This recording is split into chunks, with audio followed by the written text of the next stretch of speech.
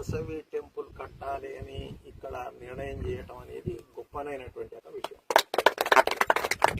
కారణం ఏంటంటే ఇప్పుడు వీడు చెప్పినట్టు 4 మండలాలకు కేంద్రం ఇది. ఇంతమంది వైశ్యులు ఉన్నారు. ఏ టెంపుల్ కానీ ఏ ధర్మకార్యం కానీ వైశ్యుల చెయ్యి పడకుండా జరిగినటువంటి యొక్క ఇది చరిత్రలో లేదు. అతనికి లేకపోవచ్చు. మామూలుగా ఏంటంటే ఒక గ్రామంలో చిన్న కిరాణా పెట్టుకొని ఉండొచ్చు. ధర్మకార్యానికి పోయినప్పుడు మాత్రం ఆయన శక్తి కొద్ది ఎంతుంటే అంత ఇచ్చేటువంటి యొక్క మనస్తత్వం కలిగినటువంటి యొక్క వాళ్ళు వైశ్యులు. అది ఏంటంటే మీరు వాసవి అమ్మవారి యొక్క టెంపులే కట్టాలనేటువంటి యొక్క సంకల్పం ఒకటి. రెండోది ఇంకొకటి ఏంటంటే ఈ సంకల్పానికి ఈగ దయాకర్ను మీరు ఎన్నుకోవడం అది ఇంకా గొప్పనైనటువంటి విషయం. ఎందుకంటే దాదాపుగా భారతదేశం అంతా తిరిగినటువంటి యొక్క అనుభవం ఈగ దయాకర్కు ఉన్నది.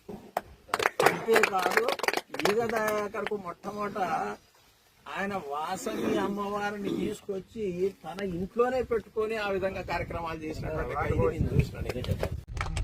జై వాసవి కన్యకా పరమేశ్వరి మాతాకి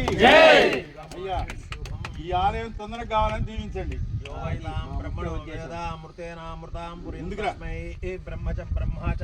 కీర్తిం ప్రజాందో భాగదేవే నైవేనం ప్రణేతే బ్రాహ్మణ ఋషే యావదీర్వై దేవతాస్తా సర్వా వేదవిధి బ్రాహ్మణే వసంతి తస్మాత్ బ్రాహ్మణేభ్యో వేదవిభ్యో దివి దివి నమస్కుర్యాన్న శ్రీరంకీర్తయే ఏతా ఏవ దేవత అప్రీణాతి శతమానం భవతి శతాయ పురుషస్య తేంద్రియ ఆయుష్యేంద్రియే ప్రతిష్టతి. మాతా అనుగ్రహ ప్రాప్తిరస్తు. వాసవి మాతా అనుగ్రహం ద్వారా శీఘ్రమేవ దేవాలయ నిర్మాణం పూర్తిరస్తు.